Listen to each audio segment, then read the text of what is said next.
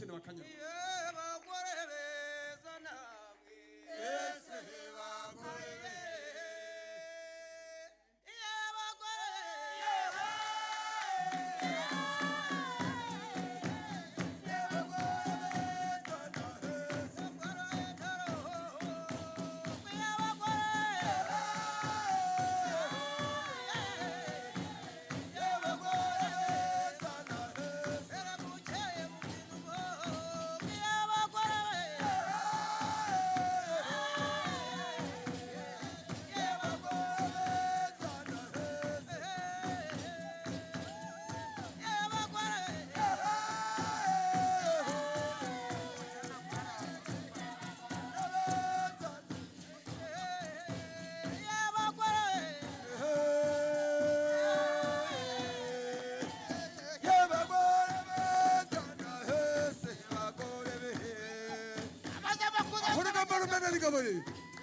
abasaba dukina bakanyura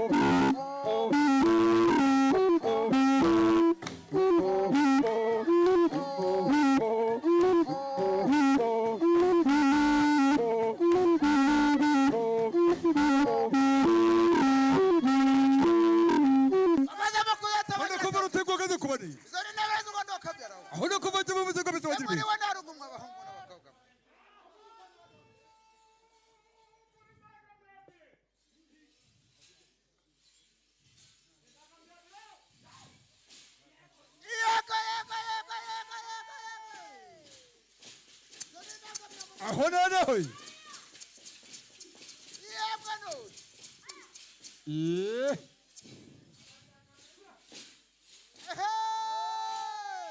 aho zero gomara vugana imigabo aho zero hera bitik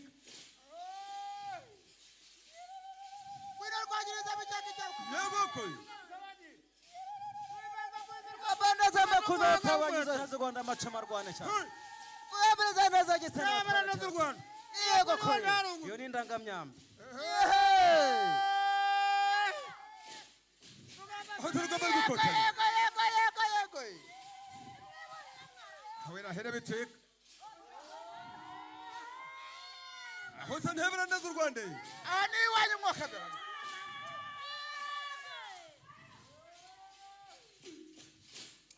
nuko mwabaho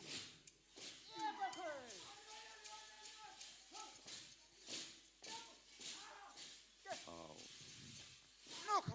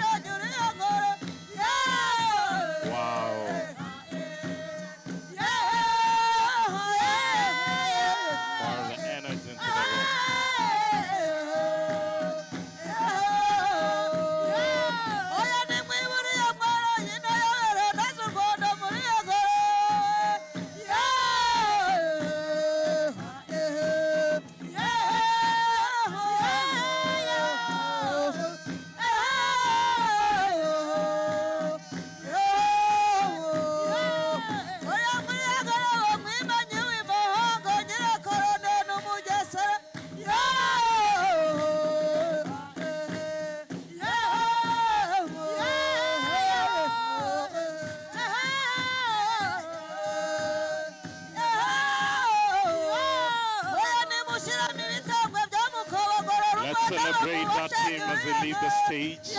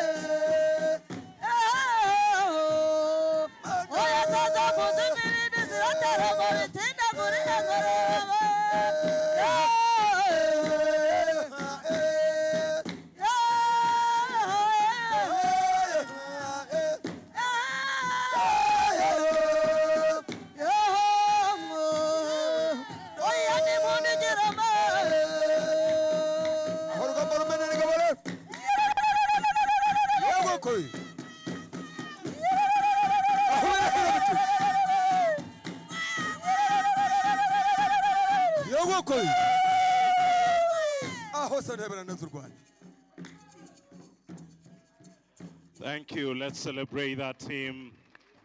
Quite some energy. Thank you. Thank you. Thank you. This is Africa. We are Africans, and Africanness is our business, right? And so we celebrate the diversity of cultures. The first June convening in 2017 took place in Ghana, and that has been the trend for a number of years until this time when it came to East Africa with its first landing here in Kigali, in Rwanda. And then we had 25 participants, 13 institutions drawn from 4 countries. With the pleasure of the day today at the June convening in 2025, we have that number grown to 291 participants, 74 institutions drawn from 16 countries. It's a good place to clap. Today we are gathered, and in the rest of this week, at the zenith of our thoughts and our talking and our exchanges of practices, we'll be looking at a theme entitled Recentering Student Development, where we'll be reflecting, mobilizing, and aligning for transformational student experience. Very few people, for us who come from higher ed, all of us are coming from higher education, very few people think of the student as the employer. And it's for this reason we are coming to regather our thoughts, to ask ourselves, why do we wake up every other morning? Why do you go to work? We want to recenter. We want to organize delightful programs where delight in the student experience, right from onboarding to having them churned out of the university or the college, will be the norm of the day. We want to appreciate representation from different countries, and if I make mention of your country, you can do a stand-up and just a wave. We want to acknowledge those 16 countries that are in the room. Number 1, we start with Botswana. Botswana, wow, what a joy it is. Thank you, a wonderful lady here from Botswana. Number 2, we're going to Burkina Faso, where the Burkinabes, wow, amazing. Thank you for coming. Number 3, to Canada. Canada. Wow, quite an extreme on that expanse of the room. Number 4, we go to Ethiopia. I think I saw my sister somewhere around there. Thank you for coming. And, oh, wow, thank you. Ivory Coast is the 5th country represented in the room. Thank you. Ghana.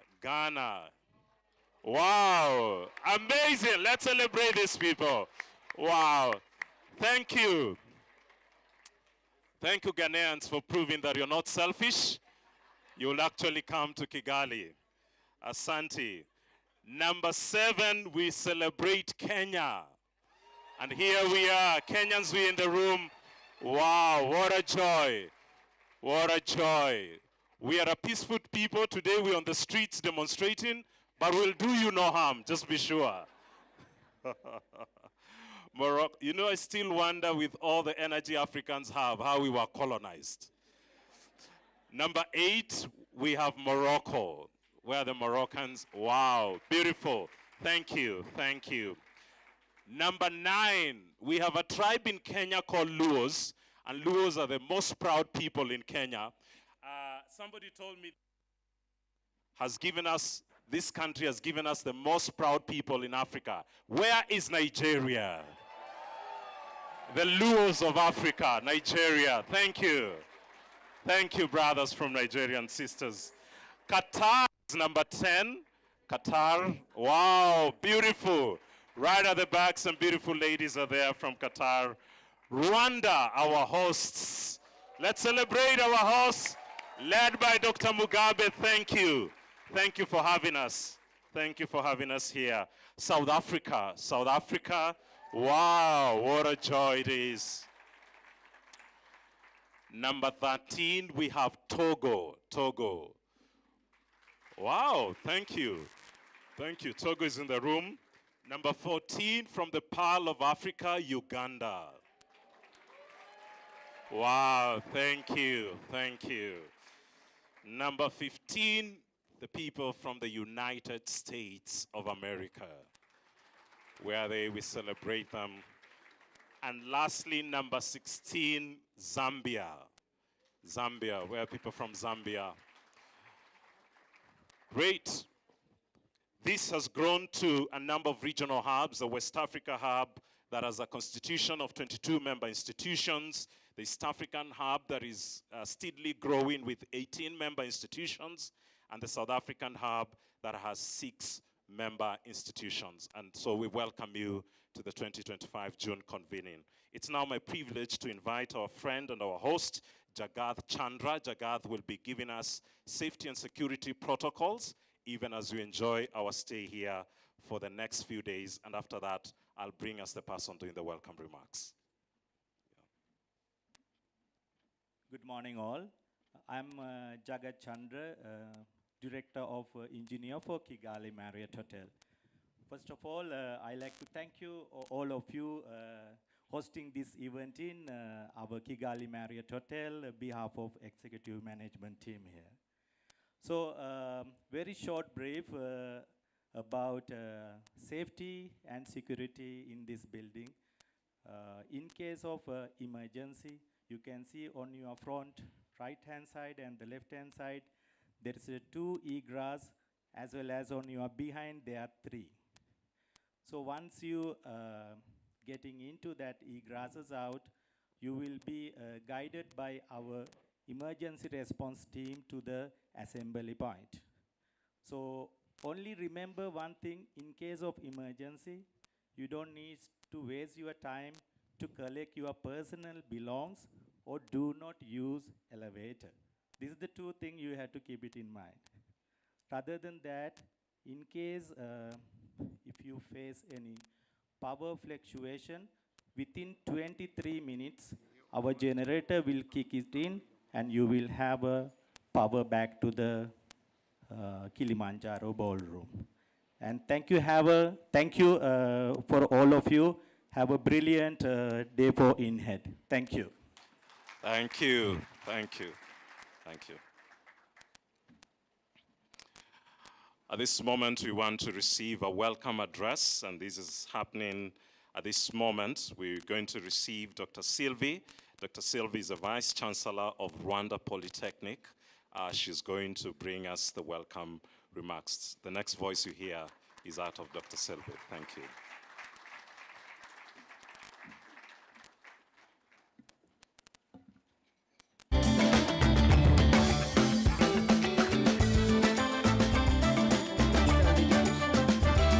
Honor, executive leaders, heads of institutions, industry leaders, distinguished delegates, faculty members here present, ladies and gentlemen, all protocol observed, good morning. It is with great pleasure and honor that I welcome you all to the Education Collaborative 2025 June convening, taking place here in Kigali for the first time. I extend sincere appreciation to each of you for joining this convening that promises to be an impactful and forward-looking gathering. I would like to first acknowledge with gratitude the Education Collaborative, an initiative founded by Ashesi University in Ghana for driving education transformation across Africa. The Education Collaborative is one rising higher education network conceptualized around the principle that the needed scale and speed for delivering transformation in higher education in Africa is beyond any single institution's capacity. Your leadership in higher education innovation continues to inspire and connect us. Today is just proof of that. Rwanda Polytechnic joined the Education Collaborative almost 4 years ago and started with system change program for employability to improve our career development system, with Kepler College as exemplary institution to support us in that journey. Our vision was and is to impact student learning experience by providing the skill set to create and lead industry, businesses, community, and socioeconomic development. Our experience with Education Collaborative has shown that sustainable and meaningful collaborations are largely rooted in building strong relationships. It begins with simplification, industry, businesses to completion, ensuring input from all parties and accountability to commitments. In order to develop meaningful and transformative collaboration, African Institutional focus of higher education reform a central focus of and upholding the values we champion, ensuring that these are reflected in every aspect of student life, from classroom and extracurricular activities to the broader campus environment. Over the next 4 days, we will engage in deep reflection on current practices, mobilize our knowledge and resources for action, and examine ways to realign institution strategies to better serve our students. This convening will feature plenary of learning and ensuring our institution of learning and ensuring our institution interventions that put African students at the center of a thriving, inclusive, and future-ready higher education ecosystem. As we are starting this convening, I wish to extend sincere thanks to everyone who has contributed to its organization. Your dedication has made this gathering possible. We look forward to success stories, partnerships, and innovations that will grow out of this convening and ultimately shaping the African higher education. Once again, welcome to the Education Collaborative 2025 June convening, and welcome to Rwanda, the country of thousand hills. For those who are in Rwanda for the first time, please do not leave without Ladies and gentlemen, 25 June.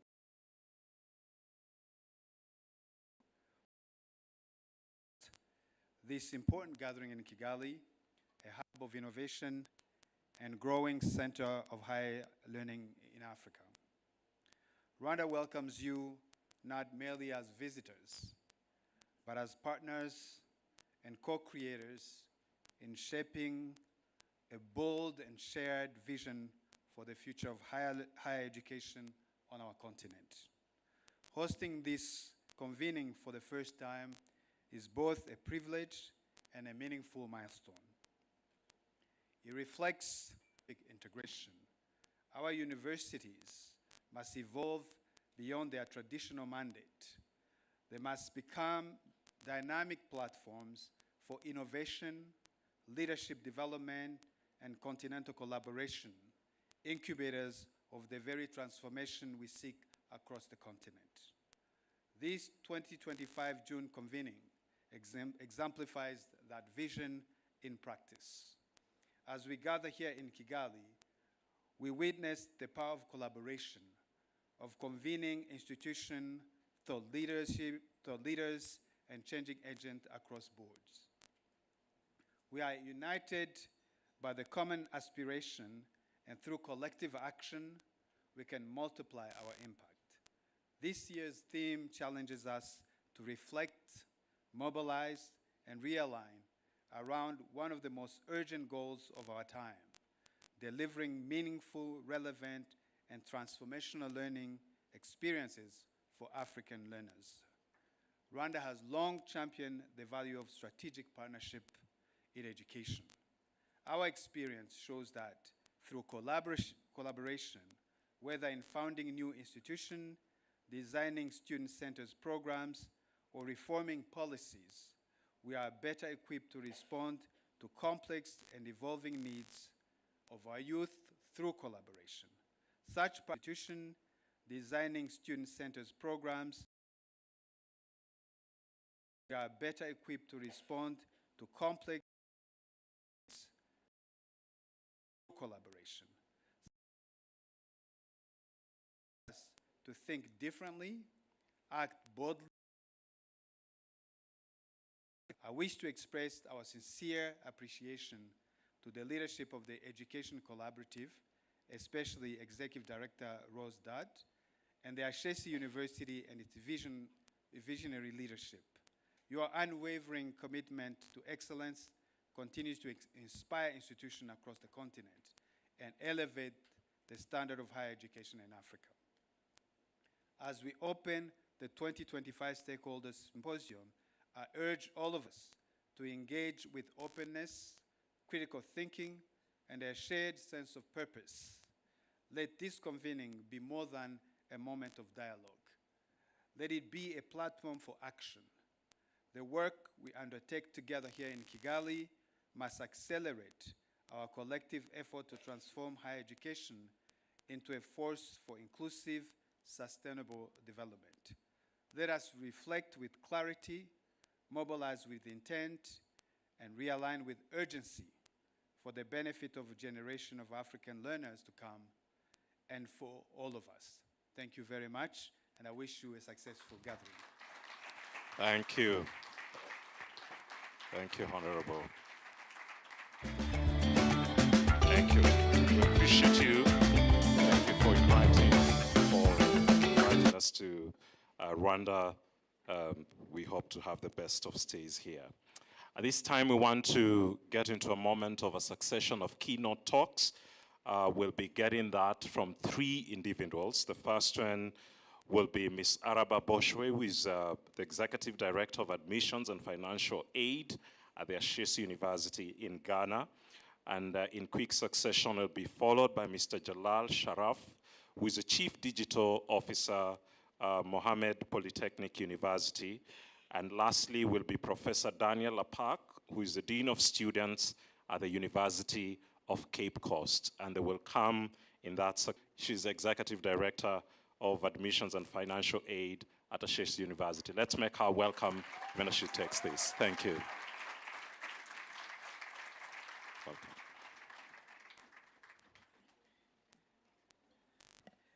Good morning, everyone. Happy to be back here in Kigali. And this morning, I just may need a little help, Eben, with the slides. But I'm sure you're all aware,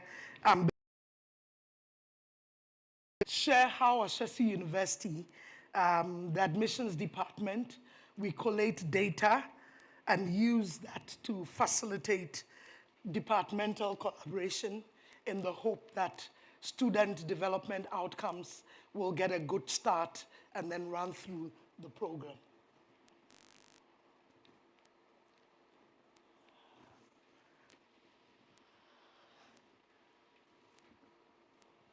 Right, so before we start anything, we try to look at, as a university, looking out for in a student, right? And so setting the stage for important collecting information, we try to meet the various departments to say that, for example, academic affairs, if we're bringing students to you as an admissions team, what kind of student are you looking for? What will be your ideal student? And then we're looking to career services, kind of student, or who would you, all the key stakeholders. And we have the faculty and academic team telling us that we're looking for academic potential and ability to succeed. We drill it down, asking, what does that look like? And so we end up talking about verbal communication, ease of comprehension. We're looking at vocabulary, and then we're talking about analytical skills. We're asking evidence of time management, various key points that we use. And that facilitates how we even target our students or who we're looking to bring in. And then once they are with us, we also meet with student services. They're talking about ethical leadership, awareness of ethical issues. We're asking about participation in teamwork, because all these give us the picture of the kind of student we're looking for. And once we have that, we're able to pull all the information together, and then we use that to create the application form. And so once we get the application form, we're asking questions. What have you done in school? What shows that you're a team player? Because we need something to build on.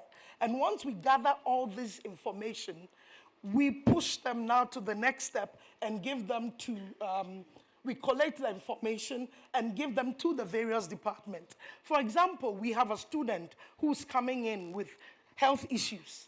Are we able to give that information to the health center health services so that they will be prepared to receive that student and right from the onset give them a good start, knowing that they need extra help. Student life engagement. We have a student who's been admitted with mobility issues.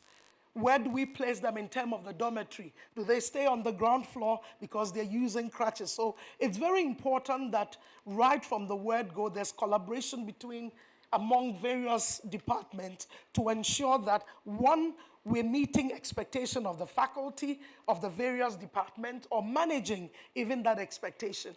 Once that is done, we collect the information, send it to them so they are aware these are the kinds of students that we are expecting to come into our community, and they are better prepared to work with them.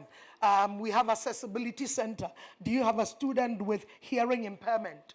What kind of support are you going to provide for the person?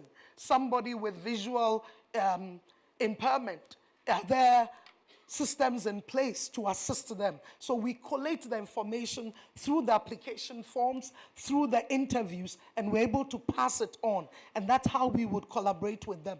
But once they get into our system, we go to another level of collaboration where we now meet at least once a semester with faculty to say, we brought you these students. We're asking, did we meet your expectation? What feedback do you have for us that we can put back into the system as we go to the next stage? So at least we're getting feedback from the various departments. Once a semester, student services to understand the engagement trends, patterns to pay attention to during admissions. Is there a trend showing that maybe a certain group of students have severe challenges or not? Do they have special needs? Do they need something else beyond what we saw at the interview level? So it's important that to ensure that the development of students are done right from the beginning. We work with each and every department to bring back the kind of students that they would like to see. And then we also get feedback. I guess there'll be time for questions. So my final conclusion is that I have a question. Would huge universities be able to take up this kind of activity? My answer is yes and no. No, because they may not be so nimble. It's huge.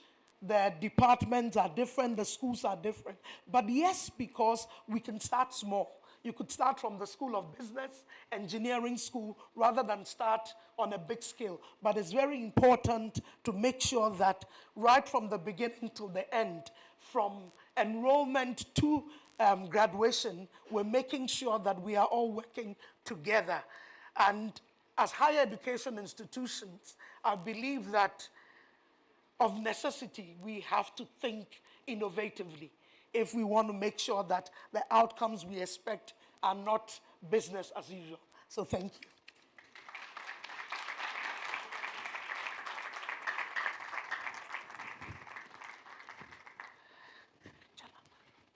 Jalal, you're next. Just take, immediately after Jalal, we'll have Professor Daniel Apak just come in as the next presenter, then we'll have some conversations. Good morning, everyone. Really thrilled and, okay, thank you very much. Very happy to be with you here. We'd like to share with you some actually innovative projects that we carried out at University Mohammed VI Polytechnique in Morocco. And we hope to actually not only present it, but also collaborate with other institutions in Africa. We'll be very happy to share because we're about scale. So, to be mindful of the time, because I need to actually stick to, the 10 minutes I have, I'll be quick on my slides, but the messages will be, I hope, very clear. So why, let me push the slide.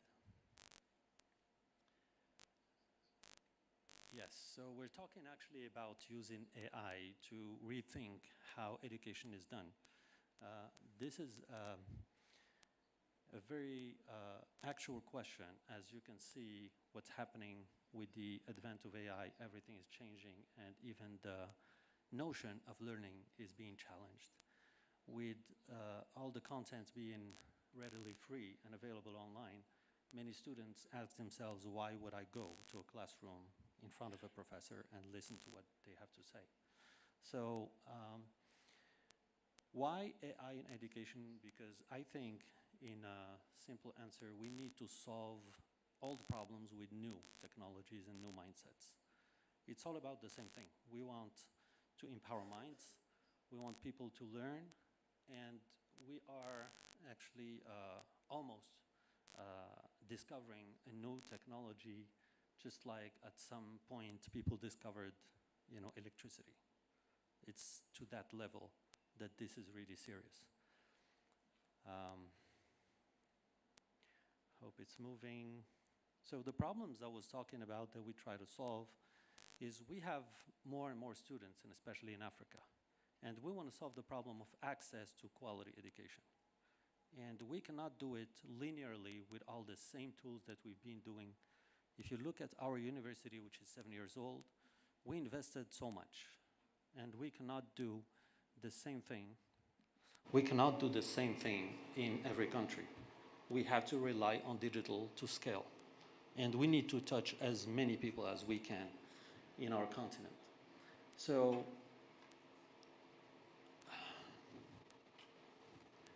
this is moving slowly.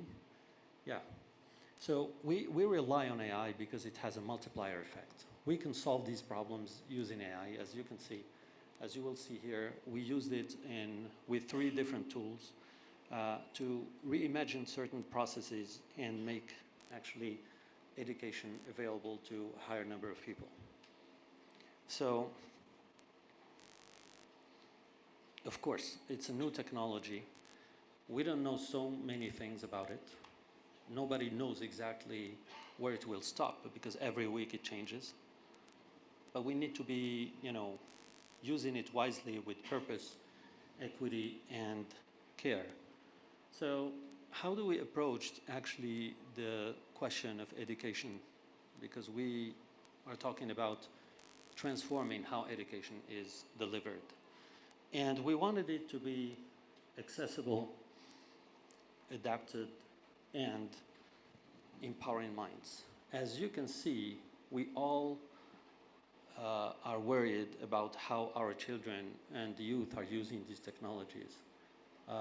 Many studies have actually shown that using AI and ChatGPT a lot can harm learning because people just look for answers and they don't really think. So we're big on critical thinking. We'd like people to stay mindful of their capacity to think.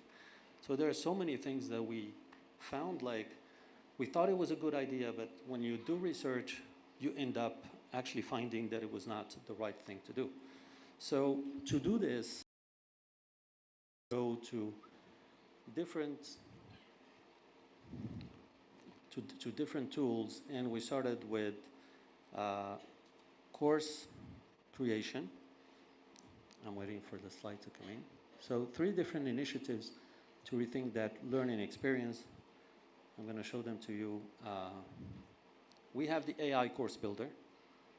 We used AI to actually speed up the process of making content. And we have used also the AI tutor, probably so many of you know about. It's AI being contextualized to the course content, and so that the students can actually have an exchange with a 24/7 tutor that is available for them.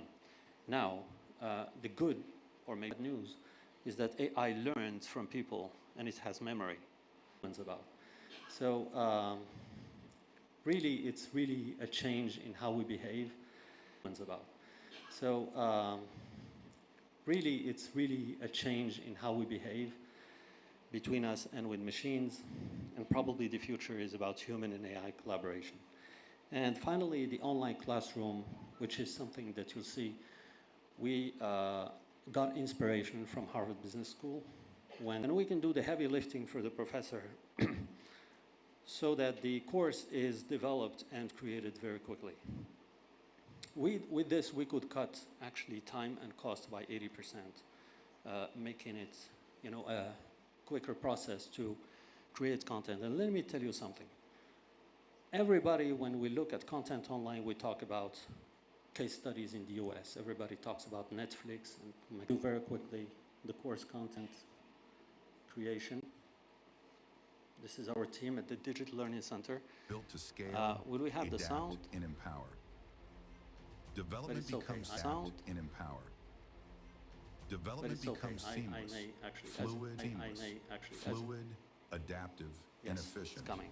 Where the friction of complexity gives way to intuitive, effortless innovation tailored for every. Solved the problem we had at UM6P, which was that all the professors didn't have time to go sit down and get, you know, registering the different sessions in videos.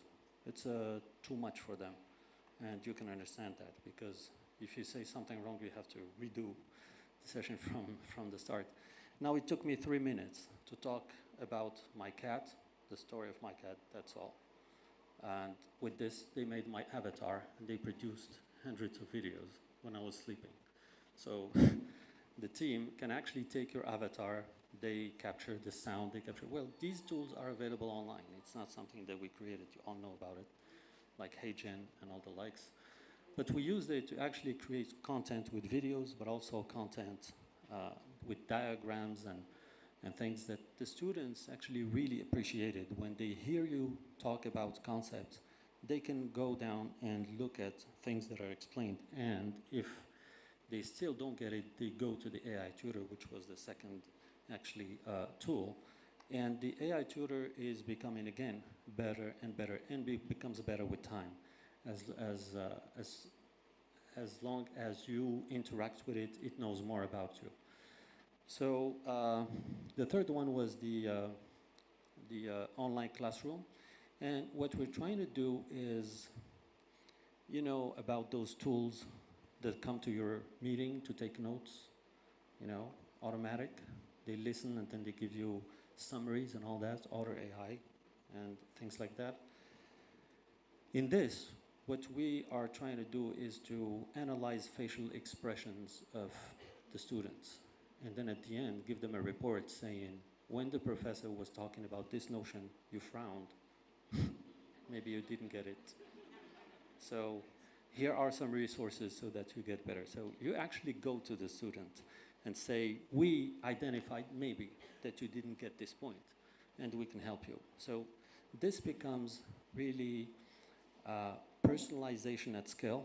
This is customization to every person, which means people come to the classroom to have a discussion, a debate.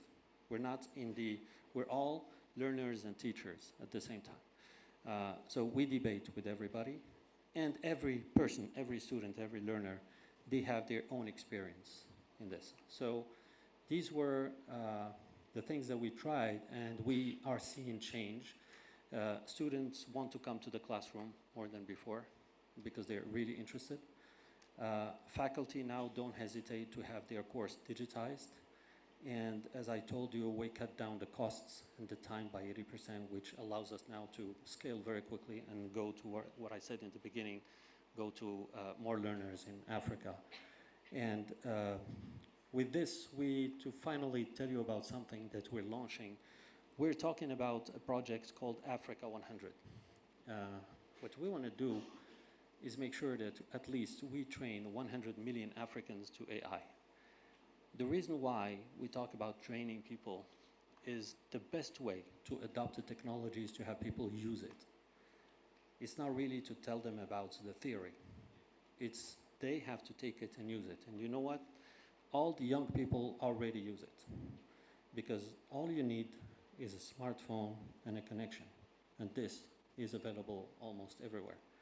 So if we have to do something, is just give access to people to content that is contextualized and to this technology. And we'll be very happy to cooperate with universities in Africa.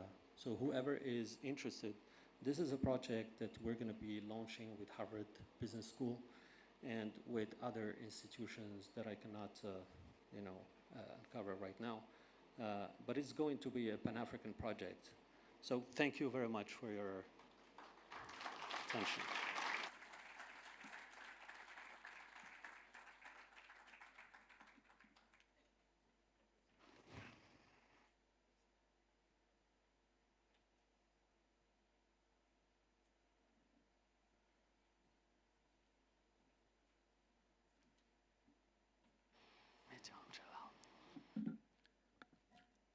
Hi, good morning. Yes, I think after the presentation by Jalal, we should be taking tea by now. Well, I have to also speak to our students and to. So I'm from the University of Cape Coast. I am to say something on student-driven initiatives that transform. My university is one of the public universities in Ghana. We are blessed to have students who have thought through with us and have come out with some initiatives that we think are transformative. And we want to share this with the audience and to encourage students who are here to see that they are important partners when it comes to how we can transform their lives in school. So I want to talk about just two initiatives that have been taken up by our students.